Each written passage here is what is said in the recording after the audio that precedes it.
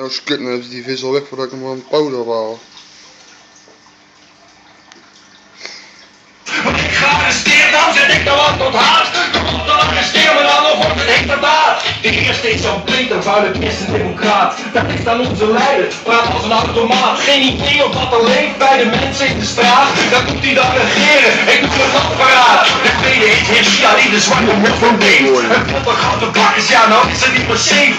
Die bevel per eigen nest gezeid over bestrijden. Die trek over de trek af en dan een stukje rijden. Dit is een doodsbedreiging, bepaalt geen loze praat. Ik ga er een paar slopen, ik heb een handgranaat. Want ik ga arresteren, nou zet ik dan wat op haat. Kom op dan, arresteer me dan, dat is toch hoe het gaat? De derde is Tex Spijkerman, gewoon maar voor een stun. Eerst moet hij op zijn knietjes en dan zuigen aan die gun. En dan over Verlinden, die niks van RTL. En waarom ik hem koud mag, nou dat weet hij zelf wel.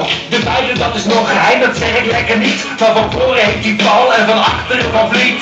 De zesde is de advocaat, de kleine generaal. Maar voordat ik hem afpak, schrik ik met een kopje kou. Allemaal de volle laag, de hele arsenaal. Maak het er vandoor, zo broer is het van gaal. Iedereen komt aan de beurt dat ik de kogel zat. Als ik de koningin was, koos ik een hazenpad. Vreet op, denk ik dan. Hij laat